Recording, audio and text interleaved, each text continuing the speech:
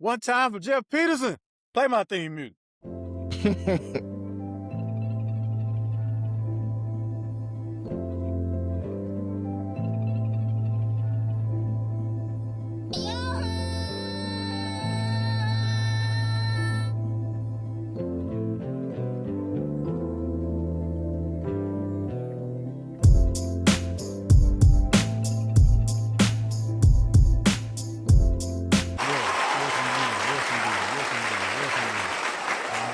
Those claps are for the Charlotte Hornets. Those claps are for AJ DeBouncer for being the #1 overall pick in this year's draft. Those claps are for Jerron Boots Ennis for smoking Xander Zayas last night, 7th round stoppage. Way to go, way to go, way to go, way to go. Ladies and gentlemen, welcome to another episode of Sunday Night Live. Thank you so much for being here with us. I'm your man, 58 South, joined as always by the other two kings. This is a three-king affair. Mr. Mashawn Roberson, the sports diplomat, and the Don, Coach Don. What's going on, gentlemen? What's What it happening? do? What it is? Man, you know what it is. Y'all, you know what it is. Y'all been getting, I'm sure y'all been getting text messages. Yeah, we be getting text messages like I'm part of the Charlotte Hornets staff or something, man. That's me. I got a text before, like right when it broke while I'm at work, like, man, y'all traded Lamello. Y'all? Okay, sure. You know what I mean? Sure, we did. Yes, we did. All right. But before we even get to that, how are y'all doing? How was y'all week, man? Man, I had a good week, man. This weekend I just kind of been laying low because I've been doing a lot these last couple weekends. I need to take me a break and rest up a bit. Okay. So that's kind of what I've been doing these last couple of days, man. But week went all right, brother. That's what's up, Don. Likewise. Mine is solid. We're in the weeds of summer ball. You know what I'm saying? So we got practices and 7-on-7s and all that kind of stuff. One day at a time. Dealing with these kids make me want to choke them sometimes, but that's how it go. They're a new breed of players, and so it's just you gotta learn how to tap in with them. So we working, but everything else has been solid. How about you? Molding mine. Two things before we continue. One, you want to change your name on the screen after saying what you said about the kids. Well, okay. Yeah, let me handle that. Let's do that first of all. Without getting out. No, you should be able to. You should be able to just scroll over your name and you should be able to just scroll over it and change it, right? Mine is not doing it, so I'm gonna have to go and come back. Man, hold on. No, hold up. Let me see if I can do it on this end then. It just changed. It's changing now. Yeah. You can do it. Yeah. I'll look out. Don't you worry, brother. Bet. Appreciate that. Yeah, we will not be responsible for anybody losing any. Nah, we're gonna be all right, man. It is what it is. I ain't gonna go too crazy, so we're gonna be straight. I just want to make sure everybody's covered. That's all. I appreciate that. That's all I want to do. That's real. That's love. Yeah, yes, sir. My week has been fantastic, man. It's been a great week to be a Charlotte Hornet fan. I don't know what everybody's crying about. We pulled off some Ocean's 11 type heist out here in the NBA. But quick question, man, before we get to the sports stuff, man. Just on a human level, right?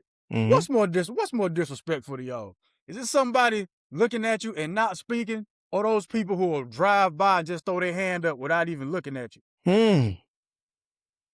I'm saying exactly. Yeah. See? I'm saying look at me and not speak. I say the first one, yeah. And I talked to some people from up north, like the Philly, the New York, like that's what they, you know what I'm saying? That's what they're on. That's the big, because I've only been in New York one time, never been to Philly, never been to Jersey, but I've only been up that way one time.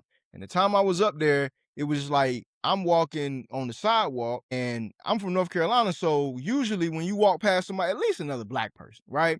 You walk past somebody on the sidewalk, they'll acknowledge that you're there and that you're sharing the sidewalk with them. Up north, even in Chicago, like it's head down, I'm walking straight, I don't even see you, I don't got nothing to do with you. So that was a little weird to me. But and down south, we're gonna at least acknowledge, like, hey, what's going on?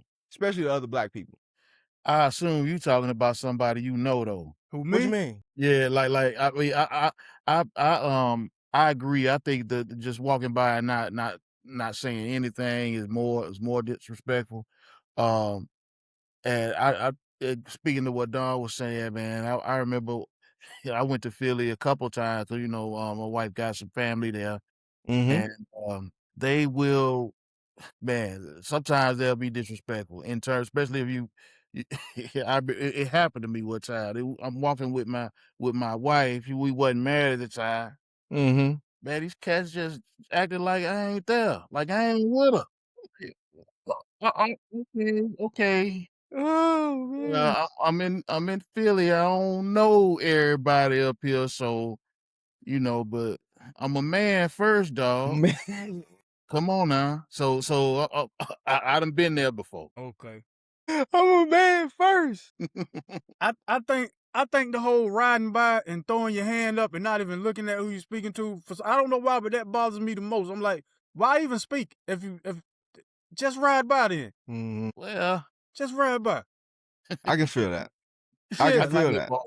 Making you feel some kind of way though. Do you like openly want me to know? Yeah, I see you there, but I don't really mess with you like that. So I'm over here and you just see. I guess it depends on your relationship because people in my parents' hood, they'll do that, right? So they'll just throw their hand up, like, because I guess it's just to show that the neighborhood is like inviting. You know what I'm saying? So that happens. But I don't really be tripping on it. And sometimes people do that because they don't want you to try to talk to them. They want to say, 100%. "Hey, I see you there, but I don't really want to engage in no conversation."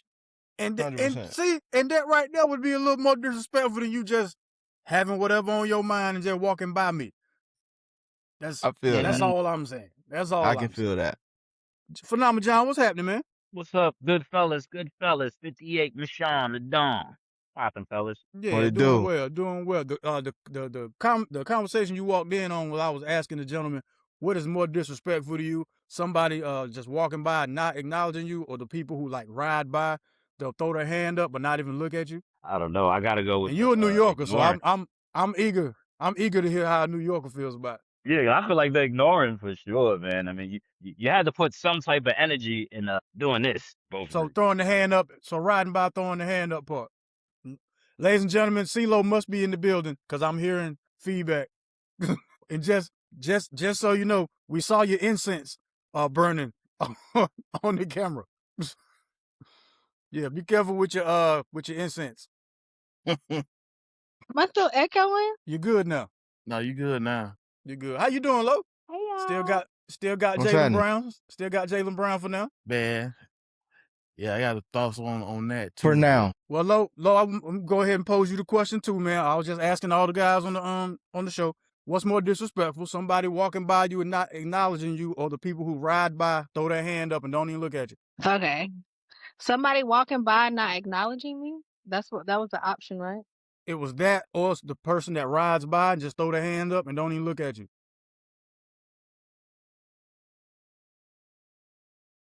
What's wrong with your phone, man?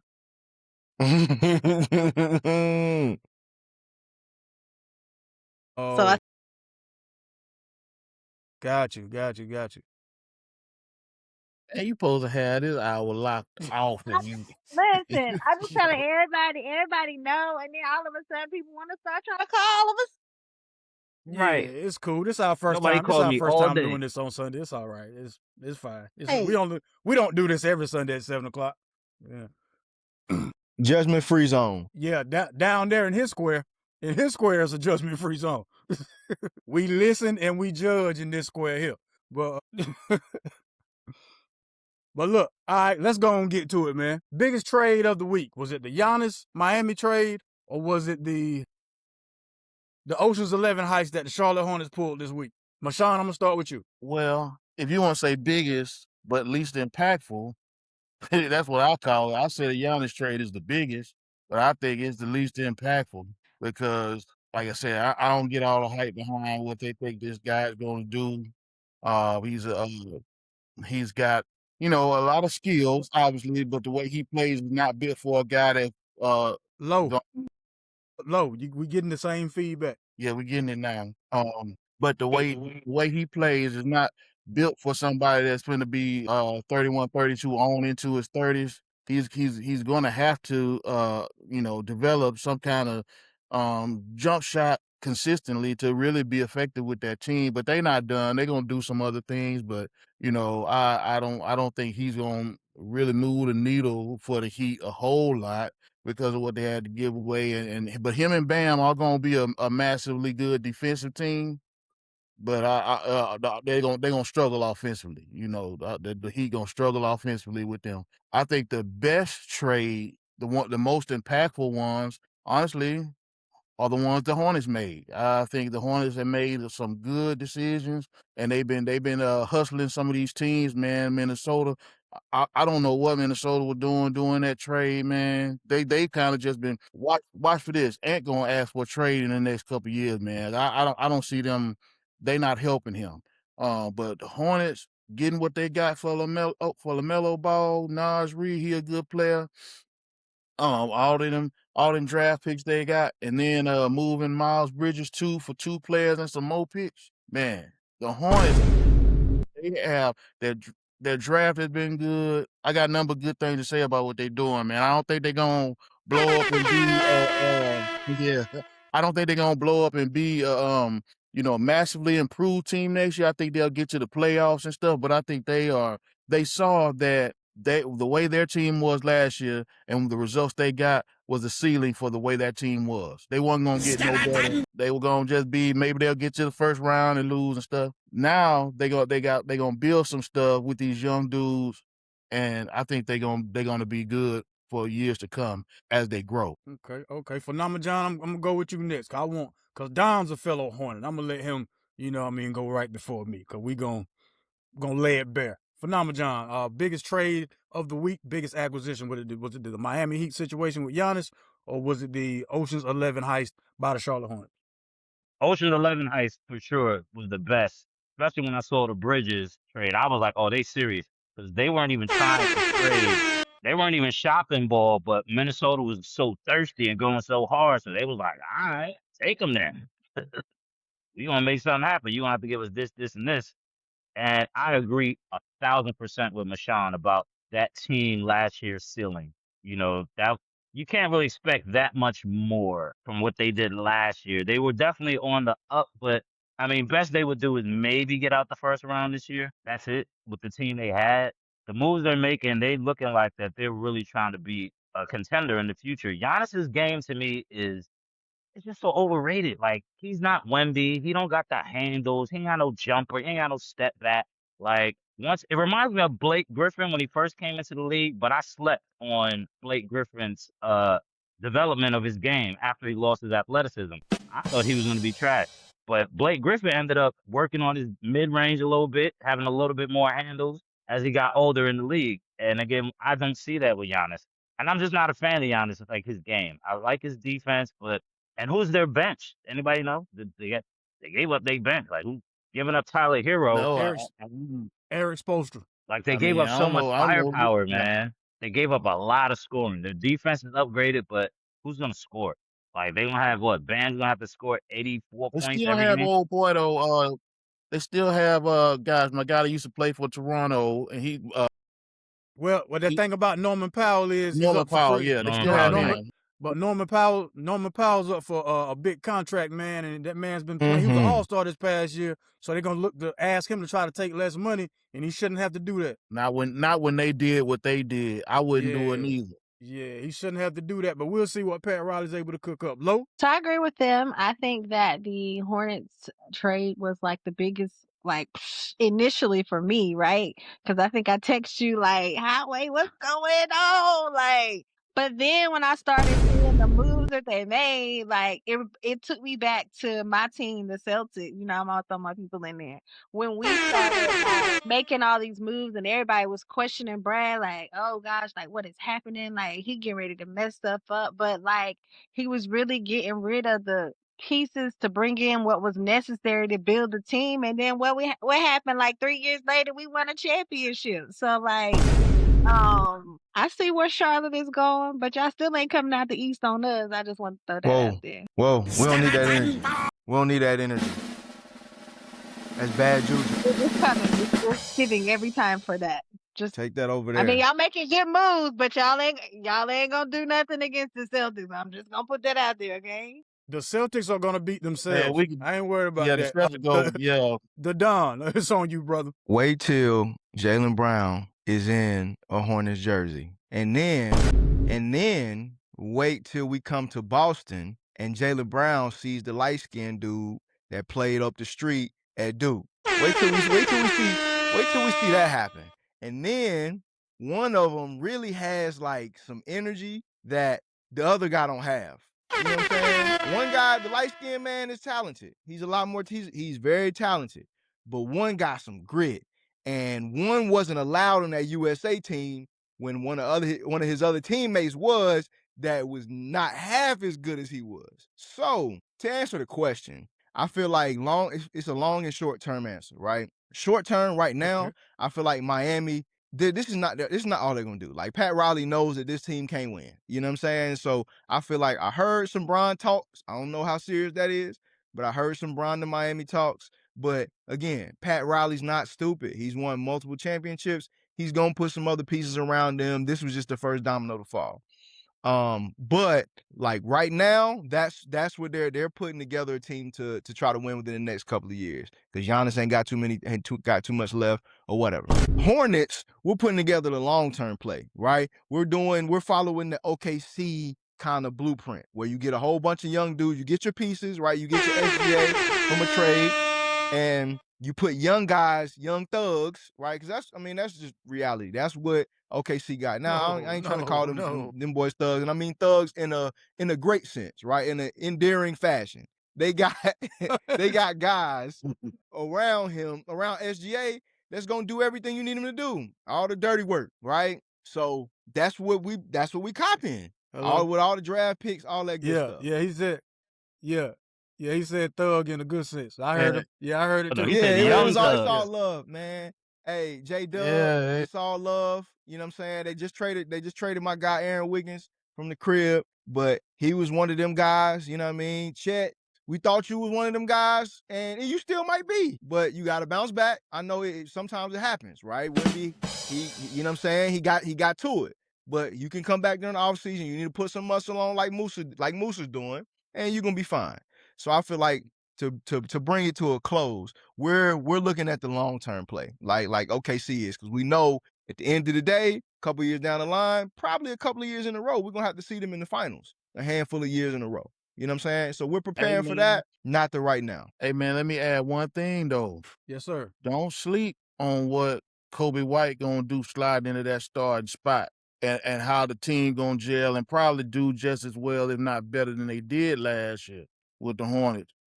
I mean, Kobe White costs about 60% less than Lamello, and he gonna probably give you almost all of the production, at least from a consistent standpoint. He's gonna be on the court. He gonna be on the court, and he gonna help that team be all right. So I don't think they're gonna be better than they were last year, but they might get into the first round next year, and be okay. But I think you're gonna see the team play more cohesive, and that's gonna be good for subsequent years in Charlotte. Now, is that with or without Jaylen Brown? That's without Jaylen Brown. Okay. We don't know if Jaylen Brown coming, without, sir, the Don, you Jaylen Brown. Jaylen Brown, though. What are the Celtics doing, man? Jaylen Brown is better than Giannis, and they trying to give him away for Giannis. I don't understand that at all, but I digress. But Kobe White's plus minus on the court was higher than LaMelo Ball's. You know, that's one of the biggest like analytic stats that they look at. And when he was on the court, their plus minus was higher. So for those exact reasons you were talking about. So they are going to be better with him as a team. And I think Kniple's role, too, with him having that year under his belt, I think he's going to have a better season. And he had a phenomenal season last year. I think he's going to have an even better one this year. He should be an all-star, in my opinion. He should be an all-star. All right, that's enough of that Charlotte love. You know, you boys want to hear all that. I want to talk about my Bulls. I didn't even go. I just let y'all you know what I'm saying? My bad, PJ. Like, let dog, come on now. Hey, look. Just let y'all I ain't even go. Go ahead, man. Go ahead. Y'all relax. Hey, man. Say your piece, please, brother man. This is like being at an award ceremony and they giving you a trophy and they let 4 people go ahead of you just to tell you stuff you already knew about yourself. But it's nice to hear. You know what I'm saying? It's just nice to hear. The main thing for me was the way they set up the future for the Charlotte Hornets. I was ecstatic about everything that went down this week. We got rid of a lemon at its height. I can't believe that the Minnesota Timberwolves bought Lamello Ball. Listen to what they gave us for Lamello Ball. Nas Reed, consistency, veteran leadership, scoring. Phenomenal John, glad you're here. Remember I spoke about us having a stretch 4 last week. Look at it. Look at basketball God. Also, we got 3 first-round pick swaps, 2028, 2029, 2030. 3 second-round pick swaps, 2029, 2032, 2033. But aside from all of that $40.7 million trade exemption, meaning we got $41 million to play with. That's why they keep bringing up Jaylen Brown's name. Will we get Jaylen Brown? I'm not sure. But I do know that Jaylen Brown will not be in the Boston Celtics uniform at the beginning of the season. The only way Jaylen Brown is wearing a Boston Celtics uniform in October is it will be on Halloween, and he's out here trolling. That is the only way you're gonna see Jaylen Brown in the Celtic uniform after all this. He's wearing a different shade of green. He be wearing a different shade of green. Don't worry about it. Don't worry about nothing. I just don't get the Celtics, boy. One time for our new acquisitions, man, our draft picks. Want to welcome y'all to Charlotte. Hans Steinbach from Washington, and also Christian Anderson from Texas Tech. Welcome, gentlemen. Welcome. There is a Bojangles and a cookout care package on the way for the both of you. Come on.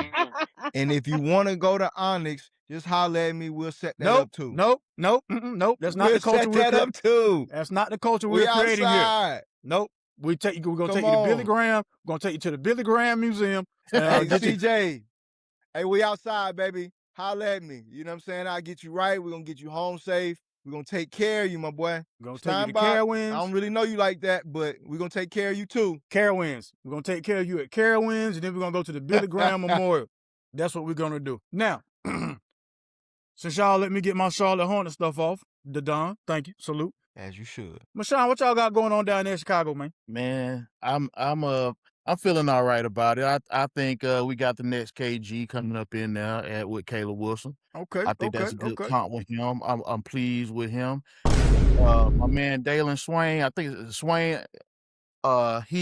we building teams with a team with a lot of good length on the wings. So I was hoping that we would get the guy that OKC drafted a couple people before us, the guy from Michigan, Mara. I was hoping that we might be able to get him, but when we did not get him, Swain is a good defender on the perimeter, and we building a pretty athletic team that hopefully these guys put in the work to be able to improve their shooting. Because if they can do that, then we got a team that can be reckoned with. I don't know how much we're going to improve next year. We got a new coach that did a good job in Portland with similar talent in Tiago Splitter. Mm-hmm. So we'll see what that's going to do. We got Nick Claxton in the deal, part of the deal with, I think he was part of the deal with Giannis or something. Nah, the Julius Randle. That was part of the Julius Randle trade. Yeah, you're right. We got Nick Claxton. That's a big. We needed a big. So hopefully we're not done, man. But I like that we got Caleb Wilson. I just think I see KG vibe. That's what's up. Let me ask y'all something.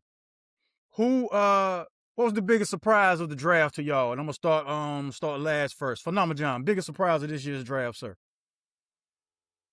Oh, I can't call it. I didn't really see it. A lot of trades, I would say, surprised me personally. That's what I was surprised about. A lot of picks being traded on the spot, and teams drafting certain players and trading them immediately. Was that's typical for a draft. But as far as people falling further than I expected, I didn't see too much of that. I know my guys ended up getting like just a pure shooter in the second round, who we ended up keeping. I forget his name though, because we kept switching so many. Y'all people. got Henry Vessar. No, I'm lying. Was Atlanta in it? I think Atlanta. My fault. But he's just a pure shooter though. Like that's what he do. He's one of the best shooters in the draft. But for me, I didn't see too many surprises as far as somebody not getting picked where they should have. If that was what you meant by surprise. Okay. Yeah. Lo? I would say 2 things. Like, I was kind of surprised with the Spurs pick because initially, I think the Celtics, that would have been a great fit for us. And I just didn't understand. You can't have everyone. You can't have everyone, Lo. But no, that's not how this works. but we need that position. Like, I don't feel like they already have Wemby. Like, why? I just don't get why they drafted the guy that they drafted. Did you not see the finals? It was a muscle. It was his Yeah, strength. He needed some enforcers, is what it Wemby got was. bullied in the finals. Yeah, I mean, drafted he's enforcers. always been a punk to me. Like, I don't appreciate his game. I don't like his game. But like, Snagglepuss Towns bullied Wemby. Put him up. As did OG and yeah, them boys bodied Wemby, man. That's why they went and got him. To his chest. I mean, I just feel like they've been praising Wemby and Wemby's gonna be this, that a superstar. Like, I guess I just feel some type of way because I guess I really wanted them for us. Like, you wanted to get Wemby? Who do you want to get? No. I wanted the Spurs pick, who they picked. My man from UConn. Okay. That's who I wanted for the Celtics because I felt like, I mean, we need that presence down low. Like, that's what y'all do. But I think I was just surprised because they put the Spurs picked them up. Don't worry, man. Whenever y'all trade Jaylen Brown, y'all will get a center. Yeah, for sure. It'll be part of the deal. It'll be part of the deal. Y'all will get Luke Cornett. Y'all gonna get Embiid and some draft picks. Whoa. You're gonna get Embiid, Lo. Y'all get Joel Embiid. We might even give you Kalkbrenner. Who knows? He said, nah, we ain't giving up Kalkbrenner. Nah, hey, look, if it's for Jaylen Brown, you can have him. We won't. That's the thing. We won't have to. You did not hear that $41 million exception. That's a fact. Yeah, we don't gotta give. We don't gotta give up nothing. Like, that's a fact. We under the luxury tax. We got house money, baby. We got house money. Like to be quite honest with you, we need in that different green. He gonna look real good in that different green. He gonna look amazing. No, stop playing with that. Like, we're not even talking that. Sheesh. Hey, JB, come on home, baby. You ain't gonna have them problems up in Boston. It's black people down here. No, don't get me wrong. There is black people in Charlotte, and we gonna take care of you. In Boston, they ain't want you there in the first place. Ain't nobody showed you this. Whoa. You get out, as soon as you get off the plane, I'm gonna be standing there just like this. You're gonna see my face, and I'm gonna be smiling at you, and you gonna know, welcome home. You gonna know you at home. I am not one of the ones, like, I am not, for a Celtics fan, I don't choose JT over JB, right? Because to me, JT can't do it by, like, he is not one that is going to, like, take us to where we need. He ain't in like big playoff games, he frees up. And he ain't got the grit in the dirt that I love JB. Like, I think JB is the person who has the whole package that we need to keep us in the game. And he got that grit and fight. Like, Jason Tatum is like, he light. He light. Yeah. Y'all just feel that. Y'all just feel that way because that man went to Duke. That's why y'all feel that way about that man. Yeah. Absolutely. I mean, that plays a part. I'm not gonna lie to you. 100%. As a Celtics fan in the room, you should be talking more about the disrespect and the lack of coaching, man, that they get. I mean, that dude, I don't. That you dude, talking about the Celtics coach? Celtics coach, Mizzou. Oh, you remember the other couple of episodes when we talked on the show? I hate our coach. Like, I think he needs to be up out of there. I do not understand why he's still there. Like, that he championship is horrible. That ring y'all got. He's got to coach because I mean that's the only like even with the way the Celtics are constructed now, man. If they had a coach that could strategize and play a different way, they would win. Yeah, imagine if they had Houston's coach. What could they do if they had Houston's coach? Even now with the team that's it, man. Imagine if they had him. Dog got caught up in it, man. But I understand. What you mean, man? You asked that man to go to Boston and not do Boston things? That's just unheard of. That's unheard of. It's all over their sports team. Everybody do it. The same way you said when Jaylen Brown get off the plane in Charlotte, you're going to be right there. That's how they are in the Boston airport. Waiting for them to get off the plane, doing the same thing. Literally. But, again, JB, come on home, baby. We're here with you. We're going to fight with you. That's they enough. love you. That's enough. I know, but they really don't love you how we going to love you. That's enough. No, we love him. We appreciate him. We like. No, it's been a lot of JB talk, and my dog didn't even make the USA team. If he was playing for the Hornets, he would have made the USA team.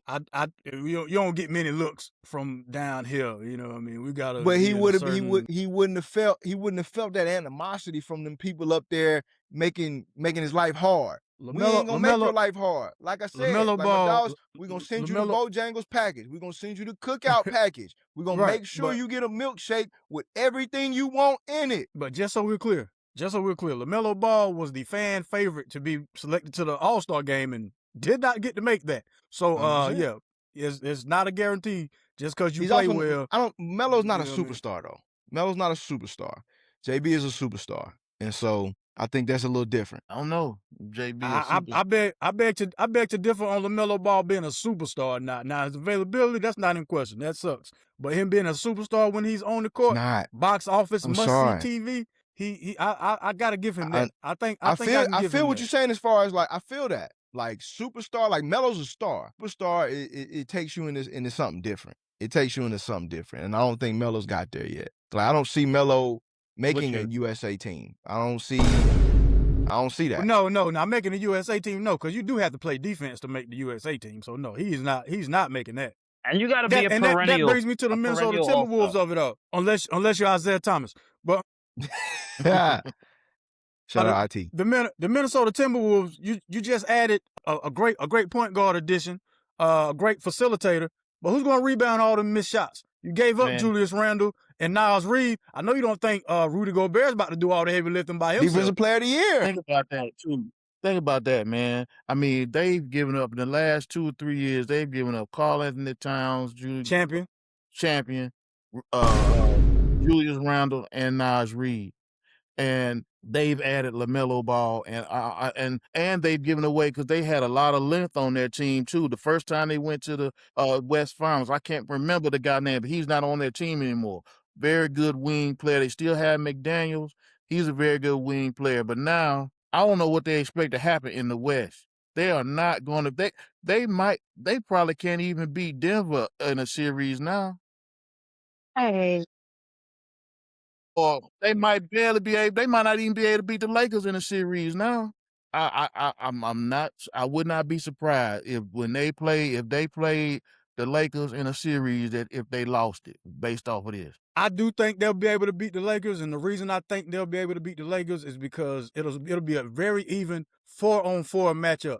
Because Luka don't play defense and Ball don't play defense, so it ain't So that'll be an even match, and then outside of that, it's LeBron against Anthony. Well, it's Anthony Edwards against everybody else for far as scoring. I'll give the edge to the Timberwolves in that Lakers matchup. I don't know though, man. If they play the Lakers, LeBron, even at his advanced age, can dominate down low against that team.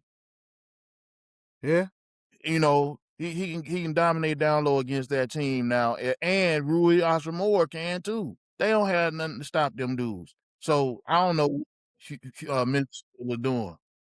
IO is tough. You know what I'm saying? Jaden McDaniels is tough. So I don't, and honestly, Minnesota, and I didn't really speak to this when we talked about who had the best trade, but I think Minnesota did what they had to do because they needed a point guard.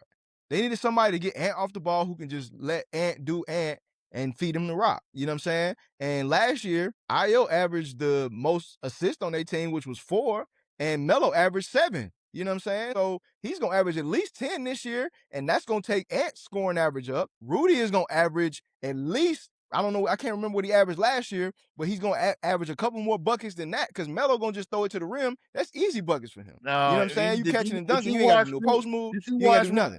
Rudy Gobert in the playoffs last year, man. Have you ever seen Rudy Gobert play? Again, when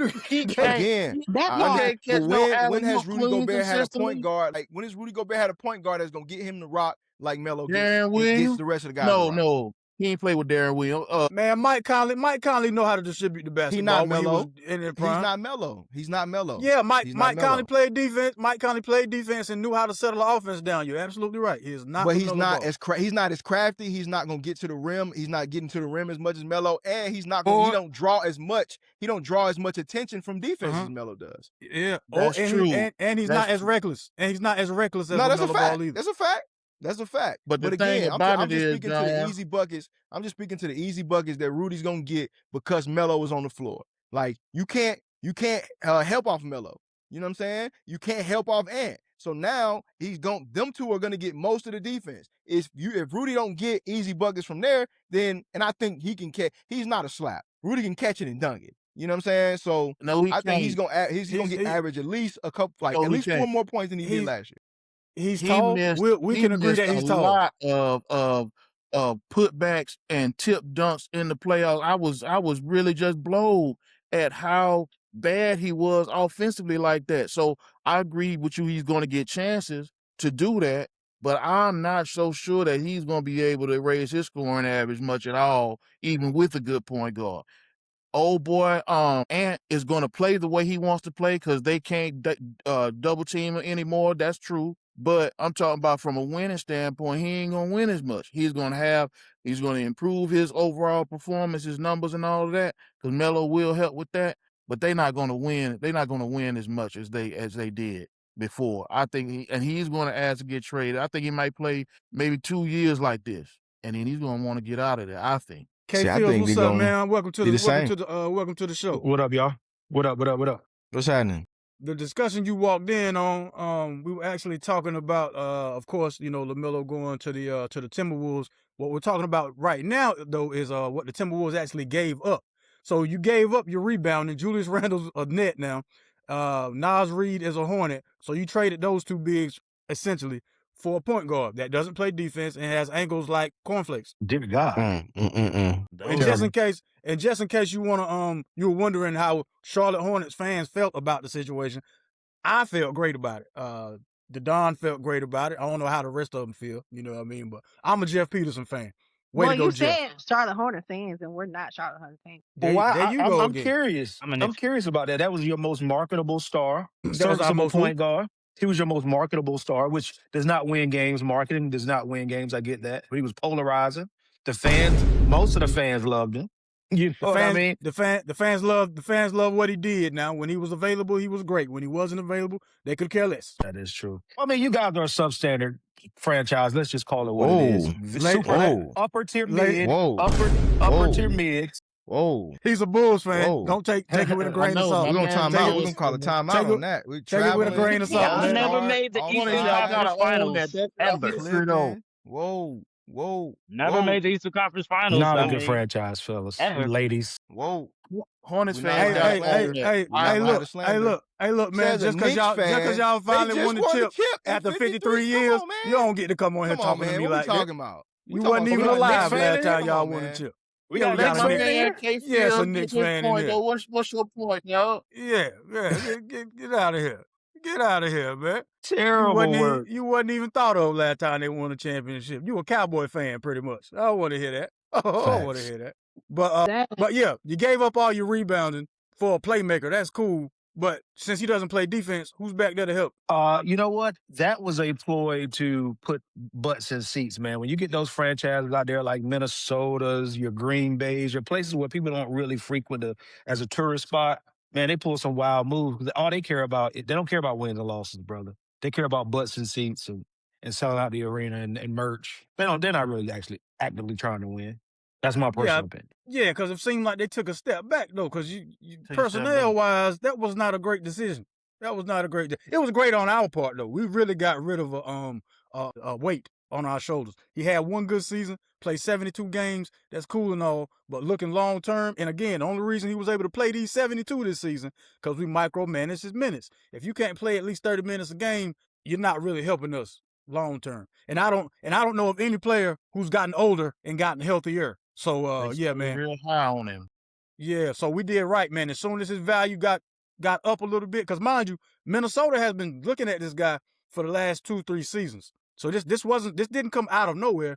We just finally got him, got his trade value up to where it needed to be. Again, I was surprised we got rid of him before Miles, because I always knew Miles was going to be the first to go. That's what shocked me the most about it. The Detroit Pistons got real good, as a matter of fact, just right here before the show started. I seen Isaiah Joe had become a Detroit Piston. That's going to be some much needed scoring help that Cade Cunningham is going to need. Good pickup. But the thing about it, but the next issue is going to be Jalen Duren was not too particularly happy about the money they were offering him in the offseason. Clearly, Jalen Duren believed that his regular season should outshine his lackluster postseason. Mm-hmm. His agent is telling him terrible information. Yep. Whatever they offered Jalen Duren, he should have been like, yes, and just let me play for the opportunity to increase this with playoff incentives. Let me do that. Because right now, they're not gonna take the offer off the table though. They just saying go and see if you find something else. Go on and see it, and he gonna see it that they don't. I've heard reports that the Lakers want him really bad, but they can't pay him. Lakers trying to figure out how to offload LeBron right now, ain't they? Nasty work, LeBron. So Lakers, that's a whole nother story for a whole nother day, man. Sad situation over there. Is it a whole nother story? Because Austin Reeves just got $184. They pay for youth out there, brother. Undrafted Austin Reeves got $184 in LA. He can hoop a little bit, and he ain't got no melanin, brother. He ain't got no melanin, brother. That is very marketable in that world, brother.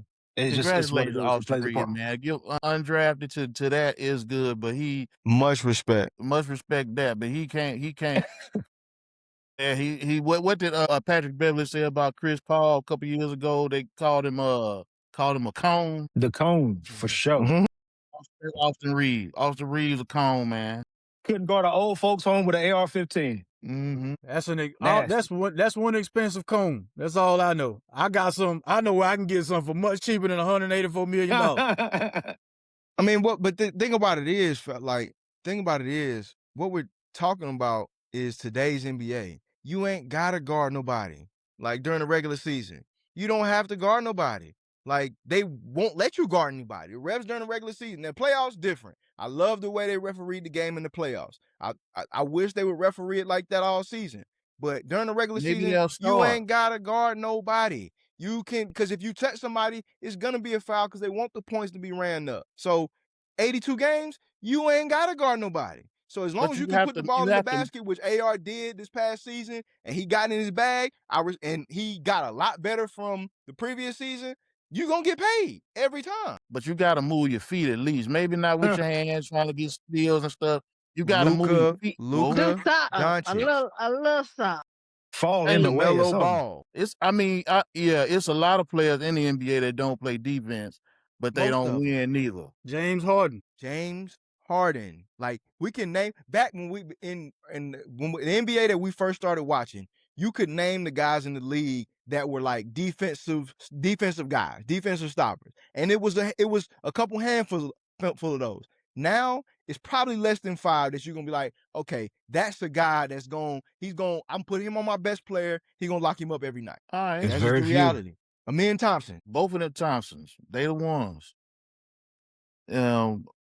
It's still a valuable thing in my opinion, though, man. If you got that money, don't say that though. The money don't say that it's valuable. They got to get the money to somebody.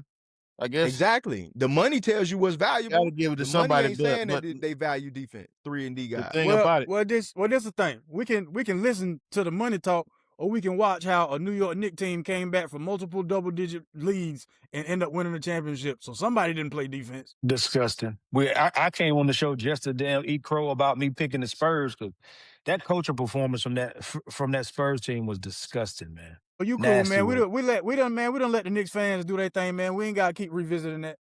I gotta big up the Knicks, but that was more than the Spurs choking it off than the Knicks taking it over. You don't have to. They already had their parade. You don't have to big up the Knicks. I mean, this is not a it's not a New York based. It's not a New York based show. Parade, man. K Fields, what you think about the Bulls? What they did, man? What they doing? I'll just say this humbly. I'm just saying, I'm asking the people what happened the last time we drafted a Carolina Tar Heel. You traded him to the Hornets. We got Kobe White.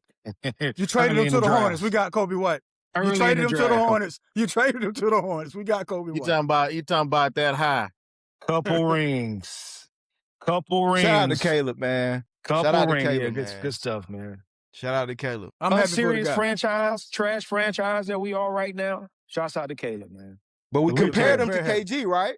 And KG didn't win till he got up out of there. Well, yes, you're right. It depends on what they continue to do with him. Because like I said, I see KG all over him. And if he plays like KG, the Bulls got to continue to do some stuff around him to make it. And do we have faith that the Bulls are going to do that? That's the biggest question. We got to see. We got a whole new new regime up in there. Just like, hey, did y'all think that the Hornets were gonna do what they doing? And we still don't know if it's gonna work out. It looks That like that, shocked me. I was but totally shocked by that Hornet stuff. yeah. So we gotta see what this new guy with the Bulls is gonna do. I wanted him to draft a little more size than he did, but I'm not going mess around. I think he did all right with his drafting so far in his free agency. Almost forgot, man. One time for Isaiah Evans, man, North Carolina native. Shout out to Slim. Born and raised. Shout out to North Cat, man. Yeah, for sure. He'll get an opportunity to be a recipient, excuse me, of some of them Lamello Ball and one Rucker Park passes. So just shoot them. Just shoot that thing, baby. Just shoot that thing. Look alive and shoot. He also doesn't play much defense, so he'll fit right at home. Like I said, just shoot it. That if you shoot it well, they'll keep you around. I'm just saying, if anybody cares to remember the shot that UConn took to beat Duke, who was playing defense on my man with his hands down? Ooh. If you look at the shot, if you look at the shot, it says he's out of Duke now, so I can rock with him. I look at the footage and I see the words Evans in big letters. I see Evans in big letters on the back of that man's jersey. Like, you could have stopped that. Not gonna kick a man while he's down, but you can learn a lot from a dummy. Sorry, Dookies. You can learn a lot from a dummy. Speaking of dummies, the Portland Trailblazers have their coach on a 1-year guarantee with the team option of extending him additional seasons. Is this good business, or is this a precedent that he's trying to set to treat the coaches? Well, excuse me, trying to make this precedent so he can start treating his players like that on them just 1-year guarantee deals. Because it's the same guy who owns the Carolina Hurricanes, you know. Mm-hmm. You know what? He's trying to move the team, man. All this. I think he's trying to bingo. Yes, piss off the fan base and everything. It seems that way, man. All the stuff he doing with cutting, not letting employees stay in the hotel with the team, and taking away all the T-shirts for the fans. I think he's trying to move that team to Raleigh, somewhere like that, or the Portland Trailblazers. That's what I think, man. Portland Carolina with 2 professional basketball teams, man. We ain't got enough. I think Seattle. I think they're trying to get a team back in Seattle. I think he's gonna move it a little bit. I think he's trying to move the team somewhere. Yeah, I think they're trying to move him back, move Vegas, or move a team back to Seattle because of the roots, or Vegas, or Vegas. But I think Seattle is easier, and Seattle has more like of a basketball, like their roots are basketball. You know what I'm saying? Like the Brandon Roys, the ITs, the DeJounte Murrays, like Nate those Robinson. guys are from that area. You know what I'm saying? Nate Robinson. So like they're itching for some basketball. So I think they're going back to Seattle. But I was with you. I think he's trying to move the team. Like it only makes sense. Like why else would you be upset about some late checkout fees? You're a billionaire. I understand billionaires don't like to lose money, but you pressed about some late checkout fees, right? And you got a couple $1 billion and some T-shirts for the fans that probably cost you totally, because you got them wholesale, probably cost you about $0.25 per T-shirt. You got the machines to print them on in the facility already, because you print jerseys day of. So it ain't that. It ain't the money. So you got to be trying to piss everybody off so you can move the team. And my dude said he's not about to try to pay for the stuff. That's what I was just about to say. He said that. You just say you're gonna move the team, family, and it's okay. I understand. And Seattle will be great. Portland will be upset. But at the end of the day, you'll make somebody happy. But just be real. Just be real. And then you got the two-way guys. You're not taking them on the trips. Like, what are we doing? What are we doing, man? So and you really hurting your free agent market, because first of all, guys don't really want to come to Portland that much anyway and play, but you making it real bad. More guys are not going to want to come there, and guys are going to want to leave, and then y'all going to be back to square one. So I think you're trying to move the team as well. K. Fields, you was getting ready to say something? Prior to, I think I was getting ready to say something about that Portland market and how these guys now are, I talked to a guy that's friendly with an owner, right?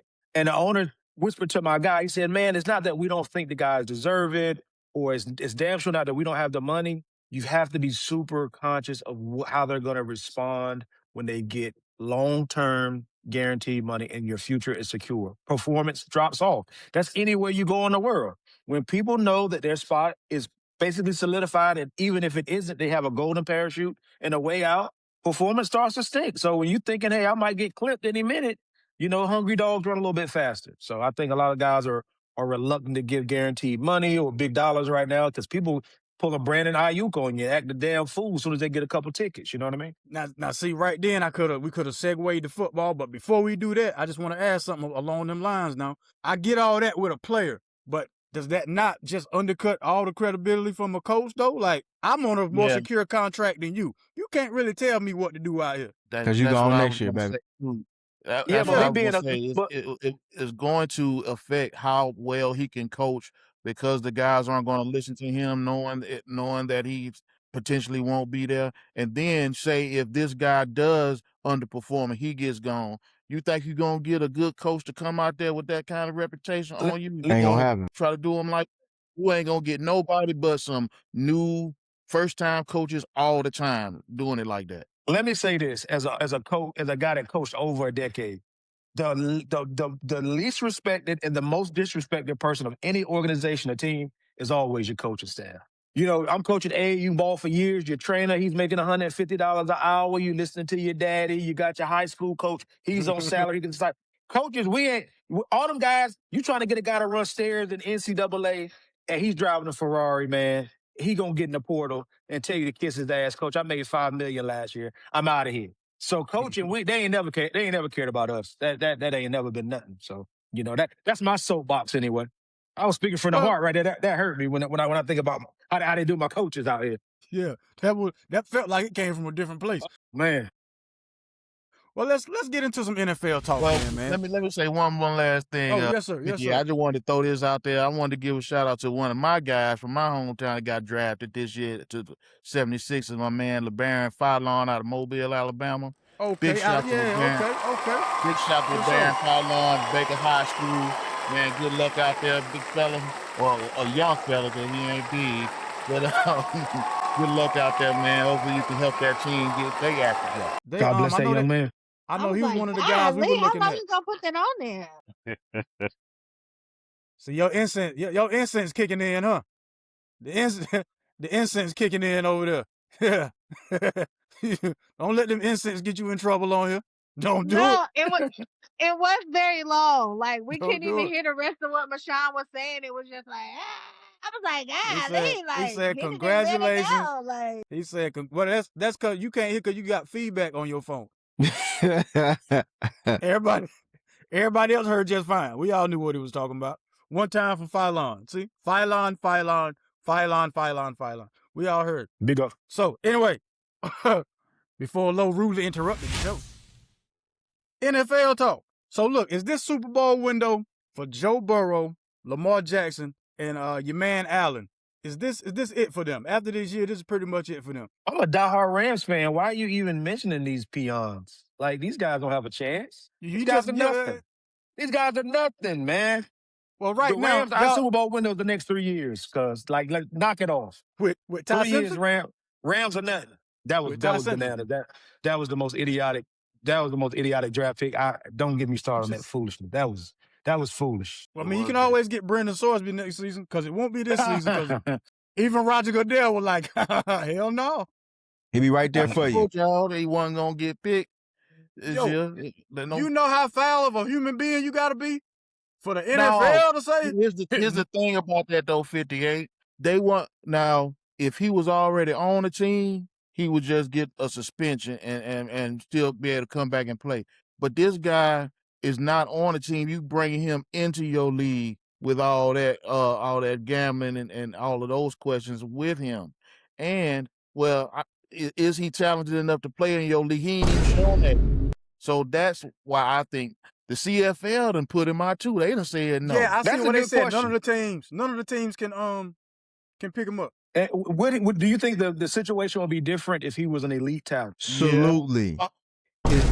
His talent doesn't supersede what he did. If he was Jackson Dart coming out, if he was Joe Burrow, they would have took him, they would have put him in a gambling program, sat him down for a little bit, and he would have been ready by camp. But because he's not super extra talented and not one of the best in the league, he wasn't going to be one of the best if he was in the draft this year. He might not be the best if he was in the draft next year. So they were like, why would we do that? Why would we do that with our fans? Like, for what? He's not that good. We might bring him in the camp. I agree with the practice squad guy, because he gonna be in the practice squad. We're not risking nothing for you. You gotta answer questions in your locker room about the practice squad dude you picked up. Not happening. No. Yep. Sorry, that's true. Now let's mind y'all. The question started off with: is this Super Bowl window here for Lamar Jackson, My bad. Josh Allen, and Joe hit a Burrow? nerve. It hit a nerve when you spoke about the talent. Cause I'm like, why are we even talking about this dude? He's really, and we talked about it last week. He's really not that great. He's solid. He's a solid quarterback, but he's really not that great. So why are we talking about this dude? But to answer the question, I think Lamar is either this year or he's cooked, right? As far as his window, because his contract is up in 2028. So if he don't get it this year, I don't see it happening. I think Joe Shiesty got a couple more years because he hadn't really had a defense. So now they're going, hopefully, he got a couple years to get a defense, or I think he's going to want to leave Cincinnati. Josh Allen might end up in LA. I think he's got a longer leash, right? Because he's been able to get to where he needs to go, and I don't think, he's Buffalo, right? So they're gonna let him stay. So I think he's got a couple more years before his window closes, and I don't see, unless it's gonna be, I don't see another, unless it's Jaden McDaniels or Caleb from the Bears. I don't see too many people slamming that window. So yeah, and that's Josh Allen. You're saying slamming that window on? Yeah, I don't see nobody slamming the window on Josh Allen. I see Bo Nix in Denver. He got that new coach too, so that's okay. Bo Nix, and he's white. He's white. Bo Nix was an injury away. Bo Nix was an injury away from getting to the Super Bowl. I think Bo Nix and that Denver Broncos team would have beat the Patriots. That's a fact. And actually, my dog Drizzy Drake. So he can also slam that window. Hey man, just call him Drake May. Just call him Drake. He was not looking real Drizzy in the Super Bowl. He was looking Drizzly at all. It was Drizzling. It was his first. It's like Wemby in the NBA. Oh, you gonna say Wemby's not gonna be nothing because he had a bad year? Nah, it was his first Super Bowl. He didn't play the greatest. Guess what? He'll be back. This ain't gonna be the first time he in the Super Bowl. Wemby was dropping over 25. 28-12. Wemby was like 26-12 was the but he had no doubt. But he had 3 and 4. It was a 4-game series, right? And so he had multiple. You get one shot at the Super Bowl. So at the end of the day, that he had a bad game. He had one bad. If Wemby had one bad game during that series, you know what I'm saying? He had at least one. So NFL, you get one and you out of there. He'll be back. Your man really had more than one. You know what I mean? It's just a matter of the Denver Broncos quarterback being worse than he was. That's why I said Bo Nix and them would have won that game.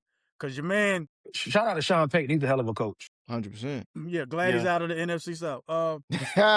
Going back to your question, though, 58, about, I think Josh Allen, he gets more of a leash with it because they got a new coach, I think, and they didn't even leave they building to get it. So I don't know what much more he's going to add than what McDermott was doing. So I don't think the Bills are going to take a step forward. I think the biggest somebody that you got to worry about out of those guys that you asked about is, to me, it's Joe Burrow. Because if he don't get there this year with the things Cincinnati is trying to do, he gonna ask out. He gonna force a trade to go. He's gonna end up being a Ram. Y'all mark my words. Put that quote me on that. He's gonna end up a Ram. Oh, we know you a Rams fan. Maybe. Come on. Okay. Or Dallas Cowboys. But I think that's the biggest one, man. Because they gotta have a good season for him to even want to play that going past this year, I think. So what does a good season look like for Joe Burrow? Because we all here, I think we all can agree that he will not be in the Super Bowl. Just I don't think they're going to the Super Bowl. Is the division even winnable? Well, the division is, got to think about this. Every other team in that division got a new coach and a new system that they're learning. So that might make it winnable for them. I don't know, because I still think the team in that division with the best talent is Baltimore. I They was about to say, should is he win. even the best quarterback in the division? He is that, I think. Who else in there? For Lamar? Yeah, over Lamar, he is. I think Joe Burrow better than him. Yeah, he just never had any resemblance interesting. of a defense. I think I would take him over Lamar, but Well, he Lamar's does have close the to best him, wide though. receiver in football on his team, too, though. Yeah, Jamar's a he has bad two. man. Chase is a bad man. I can't put him over Lamar because I just enjoy I like for my quarterbacks to be able to play every season. So I'm not gonna put you above somebody. Well, Nah. Availability. We just got done talking about how Lamello Ball can't play a whole season, so I can't give Joe Burrow that over somebody who we know gonna play. Nah. And my dog got it, and he got MVP. And he the bionic man? Hell no. No, I'm not gonna put the bionic man.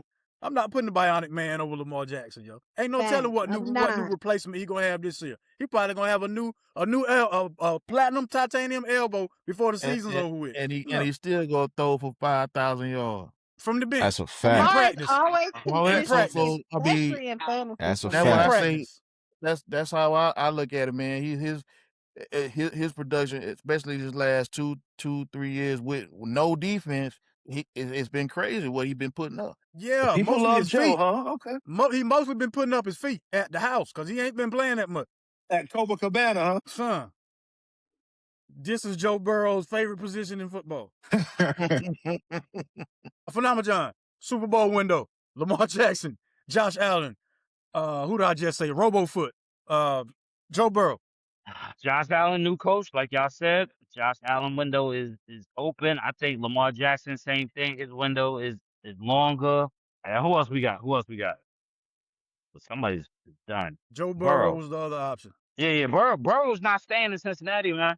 But I think he's gonna have an awesome year this year. He's gonna play, and then he's out. He's probably not gonna be a Ram, but he'll be playing somewhere else for sure after this year. Window open.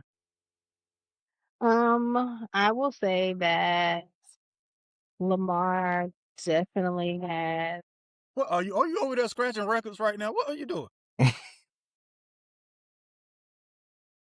She got a scratch off in there. DJ Clue. She got a scratch off. She playing in there. How Roy Williams said, "Dadgum incense." I'm just gonna say that you got incense. Lamar has the next 1 to 2 years to get a Super Bowl. How old is he? Does anybody know his age? I don't know his age. I'm not sure. He got to be pushing early 30, 31 maybe. He might be 30. He's got to be somewhere along that. But 29. just like I say that because of this year long. Like typically, I always choose Lamar as one of my fantasy quarterbacks, right? And he's very consistent in everything. But this year was the first year that he was like really up and down with a lot of injury. Like he missed several games this year, and that's unusual for him. So I think now, and then even when he came back, Lamar wasn't.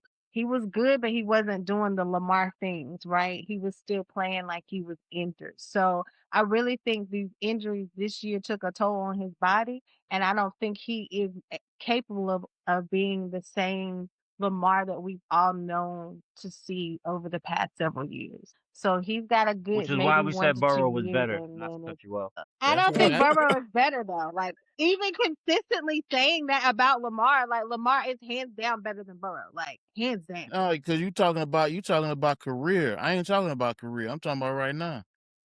I think Burrow better than Lamar going into this season. He ain't had a better career though. Nah. So I want to know, but he didn't have the better season either. Like last year he didn't. Okay. I want to know where you have Joe Burrow ranked in your top 5 quarterbacks. Like, how do you have Joe Burrow? I think I would say probably in the like number 3 or 4. I thinking about it. I think he's been pretty good. I know he's had that injury history though. He does have that, but when he's played well, particularly winning losing games 40 to 35 all the time and stuff like that, you know. Top 3. But I'll have to think about that, brother. You threw me off. If I think about it, I might not have him that high.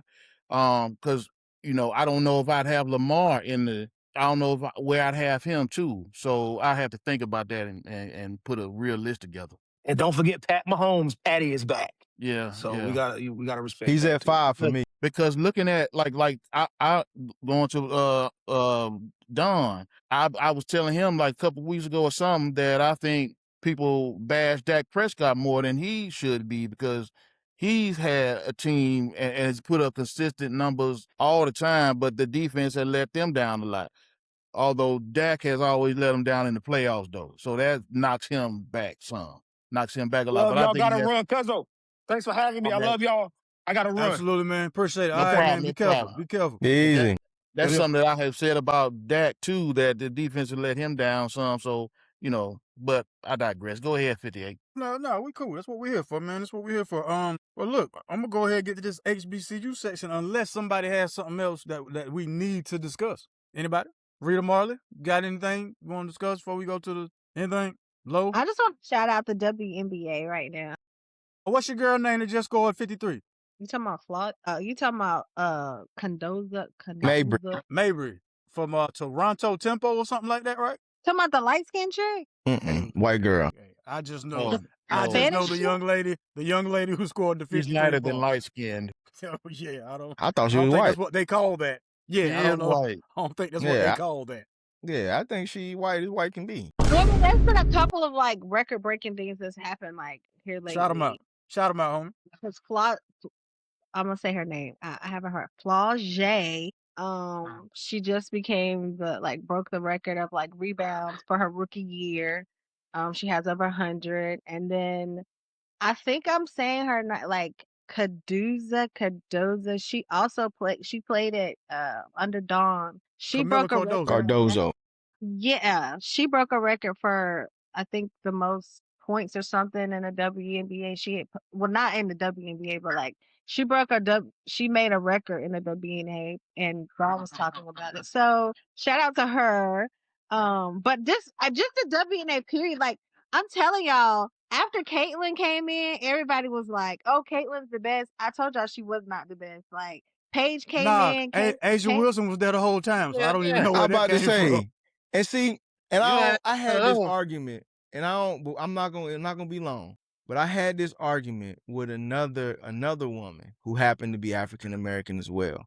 Us, and I'll speak for myself. Nobody ever said Caitlin Clark was the best in the league. But she did take the league from here to here. So not because she was the best hooper in the league, but because of what she did in college, and and not only her and Angel Reese, they did it together. They elevated the league from here to there, and that's just the reality. That's why they got more money. That's why they're not flying on regular airlines and they might see me or you sitting next to them. That's why everything the CBA has changed. That's why everything jumped is because her and Angel Reese, but not because neither one of them are the best in the league.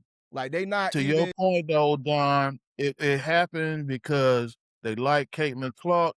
It was Caitlin Clark versus Angel Reese. Absolutely, it was Magic and Bird, and they did not like Angel Reese. So we gonna put all our marketing power and everything behind Caitlin Clark, and that's behind why. Your golden goose. She's the golden goose, and everybody. She's the WNBA's golden goose, and everybody knew that. It was Magic and Bird, and from what I hear, I wasn't around then, but from what I hear, before Magic and Bird stepped in the league, like the NBA was on the downslide, right? But then you got Magic and Bird, then you market, and then everything shoots up. That's where the WNBA saw the opportunity. Oh Lord, we got white, black, we got good, evil, we got all of that, right? We're going to take advantage of this. We're going to market it this way, and it's going to shoot everything up. And it did. But not because Caitlin Clark was the best basketball player in the league. That's not, nobody ever said that. One time for Asia Wilson. No, a lot of people did say it. I didn't say it, but a lot of people pressed that issue, and a lot of people thought that she was like one of the greatest and just overlooked a lot of stuff. But like,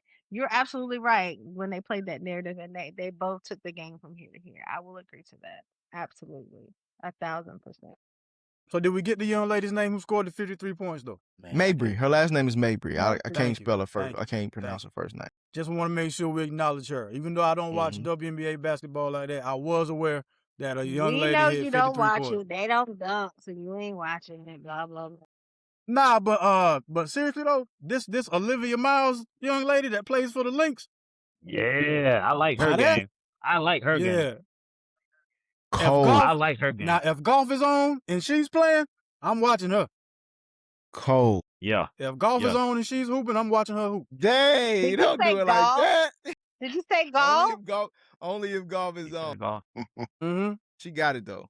Like she Yeah, got it. she- If the Sting she ever come cold. back, She's fun and to I watch. hope they do, you got to bring the Sting back. If the We- Sting come back, I'm going to watch Olivia Miles play every time she comes to Charlotte. We have a G League team here, the Crown. So yeah, she ain't and shout out to Deja Kelly. I do know she's on the Crown. Hold on, no, we're not gonna do it like that. Our G League team is in Greensboro. Shout out to the Swarm. We're champions last year, right? Shout out to the hometown. Y'all have a We have a women's G League. Charlotte. We have a women's G League team here called the Crown, man. Okay. I thought you were talking about. I didn't even know it Why was they called the gotta G be League. G I didn't League though? even. I My thought bad. they was actual WNBA. Yeah, they're a G League squad. They're not like an official WNBA team. They're a G League WNBA team. I didn't even know it was called the G League for the WNBA. Yep. Yep, we have one of those, man. It went. Hey, bring back the awkward. Sting, man. Don Staley, come But coach the Sting. y'all do have a team. It definitely. I think they just started maybe like a month ago. But... Yeah, but they're not. We don't play like the Fever and all them. We don't play right. them. Well, y'all haven't played that yet. I hope y'all get to that level. I hope after a couple of seasons. No, man, G League teams don't become NBA teams. That's not how that works. I feel like y'all need a switch in Charlotte though. Like y'all need a. Yeah, there's plenty of guys with switches in Charlotte, but that ain't what we talking about. We talking about basketball. Plenty of guys in Charlotte with switches. Oh, I mean, man. travel at your own risk. But travel at your own risk, man. If you see Ford at the end of the street, don't go down that street. Ladies and gentlemen, it is now time for the HBCU section. Always got to show love to those who show love to us. How we gonna kick this thing off? Fred Hammond, renowned, famed gospel singer, will be the feature performer for the Gospel Explosion on October 1st. The concert will launch a multicultural festival built around the Gulf Coast Challenge that returns on October 3rd, which pits Jackson State against Alabama A&M at the Ladd-Peebles Stadium in Mobile, Alabama. I'm sure Mashawn knows all about that. Yes, big shouts to that. My homeboy started that classic there, and over there we went to A&M together. That's what's up. Yeah, man, that thing go down every year. Big shout to Ladd. We used to play. Hey, Ladd Stadium, boy, we got a lot of memories there. We used to play all the high school games there. Yeah, big shouts to Ladd Stadium, Mobile out. That's what's up, man. That's what's up. Well, keeping it in Alabama, Alabama A&M added Mr. Nathan B. Hamer to the band staff. If that name sounds a little familiar to you, that's because he used to be the band leader or band director at Southern University. You know, the human jukebox. But Mr. Hamer had a little checkered past with him too. So this is more of a redemption situation. You know what I mean? Because back at Southern, he was a little loose-handed with the funds out there. We'll just put it that way. Ended up doing 13 months. He was facing 10 years. 2 years before he actually got in trouble, they were saying like $300K was unaccounted for. You know what I mean? When he did get actually investigated, it was $30K that he was sending out bad invoices for and kicking himself back the $30K or whatever, man. And this hire kind of goes back to relationships because the old associate band director at Southern actually became the band director or the head of the band at Alabama A&M, and that's how Mr. Hamer is getting this second opportunity. So one time for second opportunities, man. And, yeah, but unfortunately, shout out to the second opportunity. Unfortunately, like this, I mean, I think we talked about it before. At HBCUs, that's how it goes sometimes. Like, it's a lot of money missing. And then you get schools like St. Aug closing. And like, it's just, and then Shaw is where it is. You know what I'm saying? And it's nobody knows when the money was missing. Nobody knows where it went. They just know now we ain't got no. So unfortunately, that's how it's going. But shout out to my man with the second opportunity. Also, shout out to the Magic City Classic, man. Like I grew up going to the Aggie Eagle, and G-Ho and all of that kind of stuff, which is top tier. right? But the Magic City Classic went last year for the first time, and they showed me a hell of a time. They showed me a hell of a time, man. And so I'm definitely gonna be back. A&M love we getting right here. I'm back out there. I'm back out there. Shout out to A&M. Shout out to State, man. I'm back out there. Magic City Classic. You gonna see me again. Hopefully this year. You maybe might need next to year. go. Say shout out to, since we're shouting out HBCU, shout out to North Carolina Agricultural and Technical State University. Well, because they get shouted out every weekend. Although it's not sports, but you mentioned bands. That that's gospel sport. choir. They compete. They have competitions. Yes. The gospel choir is nominated for the Stella Awards and is going to be on the Stella Awards. Yeah, we know. That gospel show, the Yep. big show. So shout out to them on that. Yep. Woo, woo. Yep. And I was a part of that choir, so yeah, we mentioned that a couple shows ago because the Stella Awards are gonna be taking place here in Charlotte. Yep. Yep, I'm gonna be there. Are you going to the Stella Awards? We're singing. Why did you lead with that? One time for the homie low, man. How you gonna let that be the last thing you talk about? Keeping with the HBCU news, congratulations to Tennessee State's Aaron Nkrumah. He signed an Exhibit 10 contract with the Denver Nuggets. What that means is it's 1 year, non-guaranteed, minimum salary deal, and it could become a two-way deal, meaning he'll split time between the Denver Nuggets and whatever their G League affiliate is, man. So congratulations to him. It was also one other player, Bryce Harris out of Howard University has the opportunity to get a summer league contract with the Oklahoma City Thunder, man. So congrats to both of those gentlemen. One time for them. And the HBCU news, the HBCU section is always courtesy of HBCU Game Day, man. Founded by WSSU's own Stephen Gaither. Also joined by Mr. Tolly Carr and Wally Pitt. I got to shout them guys out, man. They do great work. That's where I get most of my HBCU news from. Shout out to Steve. Shout them out. Gotta definitely shout them out. One thing I want to throw out there about Mr. Gaither too. I read an article, man, where he was going in on our boy Stephen A. Smith.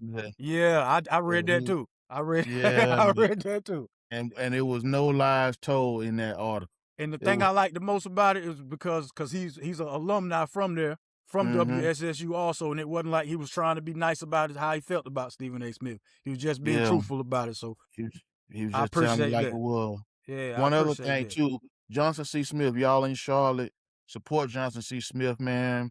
They are having similar issues with like accreditation. I saw a report on that where they are in the second year of improving their, I don't know exactly the details, but improving their, I guess their, I won't say maybe not academic standing, but like the processes that they use to, with their faculty and something like that to get themselves back into full accreditation.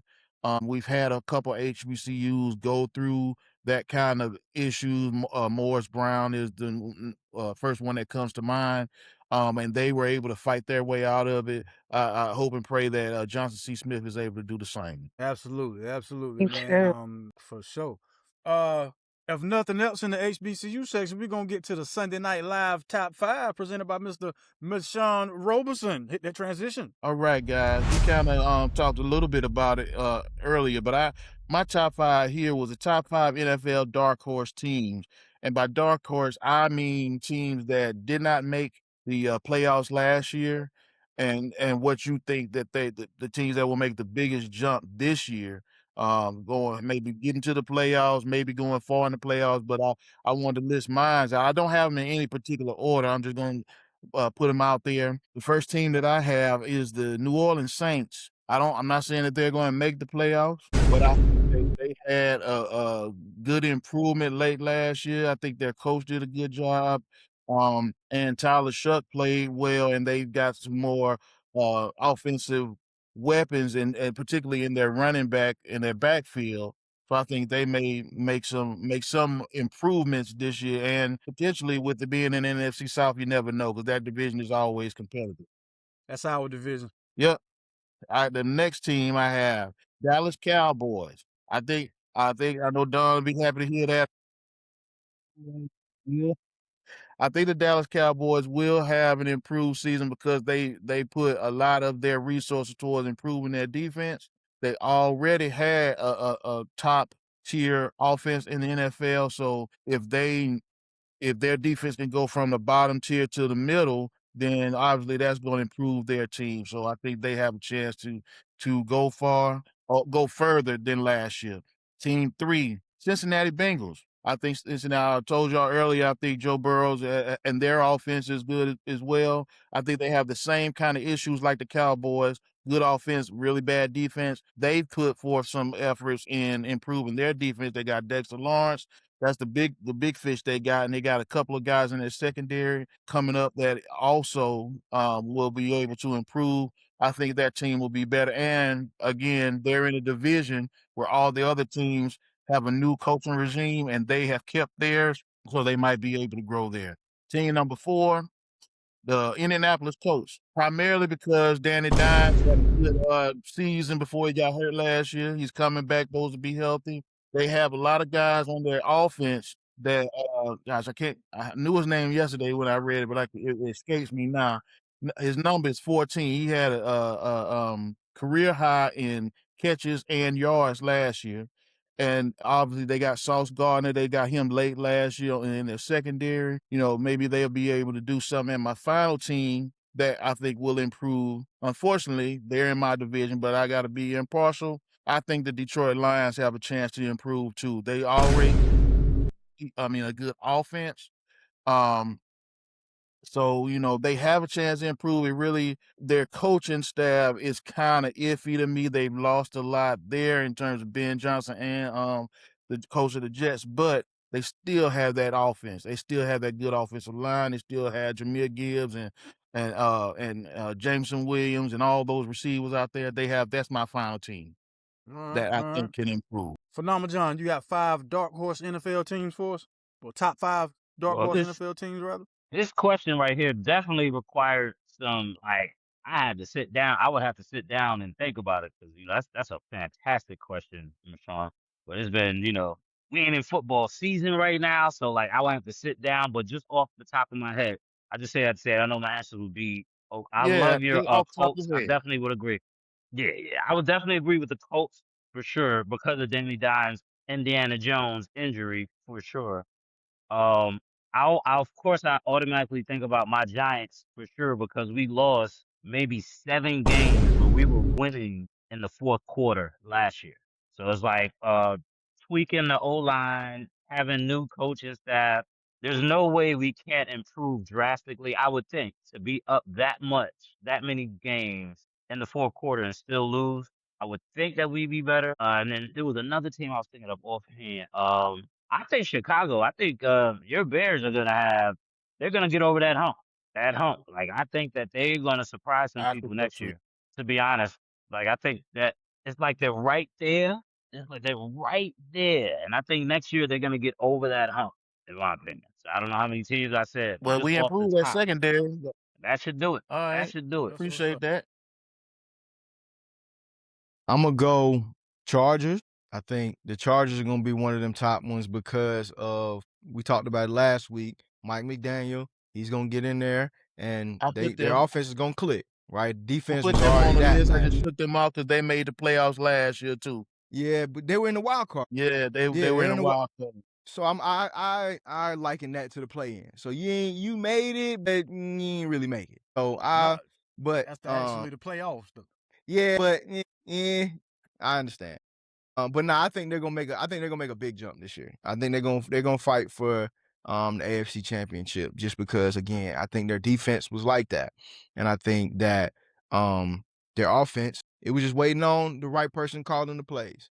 You know what I'm saying? So I think they're gonna make a big jump. I think also the Raiders. I think the Raiders are gonna be serviceable this year because their quarterback play, he's gonna keep you in the game. He's not gonna make super big mistakes. He's not gonna be making any splash plays, right? But he's not gonna throw the game away. And we saw because he's experienced, right? And so we haven't seen as many experienced quarterbacks lately, right? That's played as much football as he has, especially coming in as rookies. And so I think he's going to keep you in the game. Do I think they're going to go deep in the playoffs? No, but and do I even think they're going to make the wild card? Maybe not, right? But I think they're going to be fighting for one of those towards the end of the season. So those are my first two. And then the last three are Cowboys, Cowboys, and Cowboys. You know, I would love to throw a Giants or Commanders in there, but who cares about those guys? You know what I'm saying? So we're going to go last three Cowboys. This is our year to make the jump. This is Dak. Like we just talked, and we didn't talk about Dak as being one of those guys that is his window's closing, but he's one of those guys. His window is closing. I think you got this year, even though we just signed him to a deal. He got this year. And I think if he doesn't look good this year with the defense, if our defense is serviceable this year and Dak doesn't carry us, then I think I'm not going to say we're going to get rid of him, but we're going to bring in his replacement.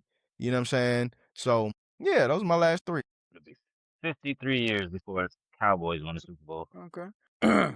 We listen, and we don't judge. My 5 dark horse teams are the Ravens. Didn't make the playoffs last year. They're going to make it this year.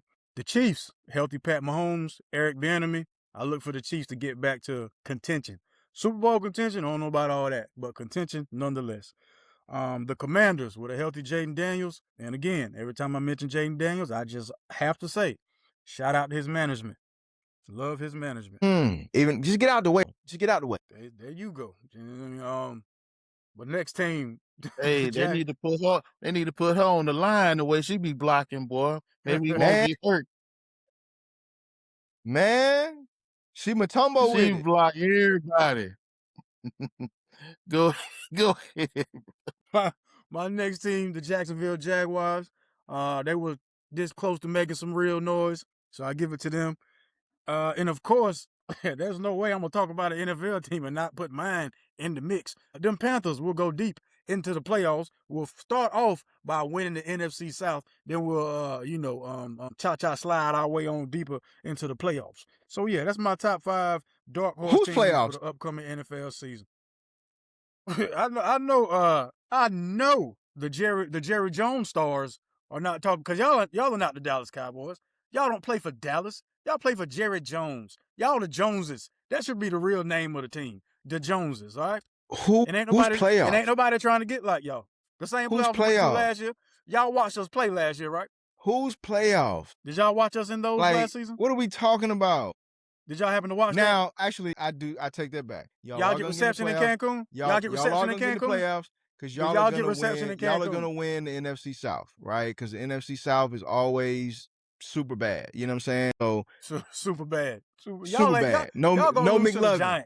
Y'all gonna lose to the Giants. No McLovin. You know what I'm saying? So because Atlanta Tua's gonna be out halfway through the season. Tyler, I'm not sold. And the Bucks. You saying stuff that don't got nothing to do with me. You say I'm just saying. So don't care about any of those teams. That's why y'all are going to win the division. That's why y'all are going to win the division. So I agree with that. Y'all are going to be in the playoffs. But deep in the playoffs, man, and y'all won't. Superman ain't here. Win the division. That man in that one jersey, he ain't coming back to Charlotte and putting that thing on now. That man in that number 1 jersey, he ain't coming back. That now man you got a 5-3 quarterback. And when the last time a 5-3 quarterback went deep in the playoffs? Let me ask you this. That's why I don't like Prescott. When the last time Prescott went deep in the playoffs? We're talking about the Panthers and what you said. We'll deal with the Cowboys later. We're talking about the Panthers and what you said. When's the last time they had a 5-3 quarterback what that got to do with my quarterback? What they got to do with my quarterback? What they got to do with my quarterback, though? You just said your last 3 teams are the Cowboys.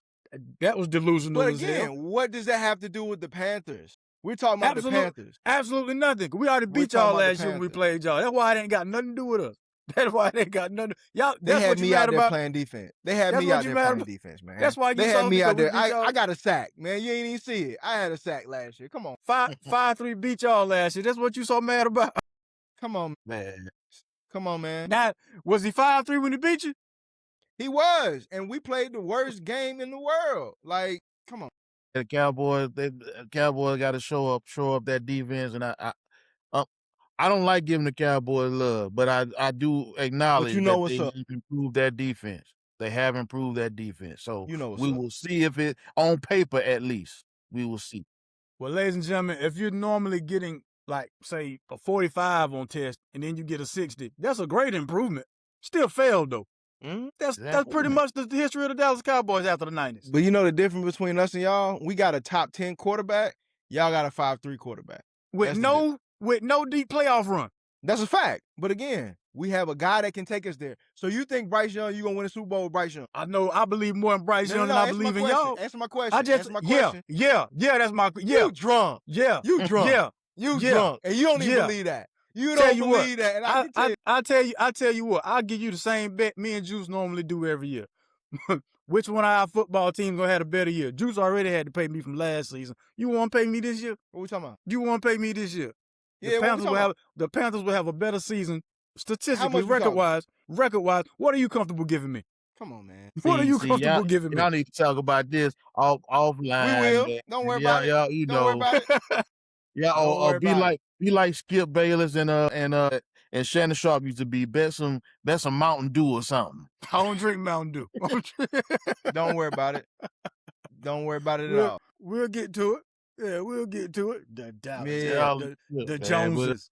The Joneses. Final thoughts, fellas. Final thoughts. I don't really have any, man. You know, just enjoying the show, man. And chopping it up with everybody, man. I think it's just good conversation. So I appreciate that. Absolutely. The Don, final thoughts, sir. Cowboys to the Super Bowl 2026, 2027 season. Oh, I do have one. And I'm just going to say one sentence. Trae Young contract, Washington Wizards doing Washington Wizards things. Crazy. On that note, ladies and gentlemen, thank y'all for tuning in. Thank y'all for supporting. Don't forget, like, share, subscribe, comment, all that goodness. We'll be here again, same time, same channel next week, 7 p.m., YouTube and Facebook. Don't forget, whenever you go outside, take God with you, man. Y'all be kind. Y'all be careful, man. Y'all take care. Peace. Play that outro music.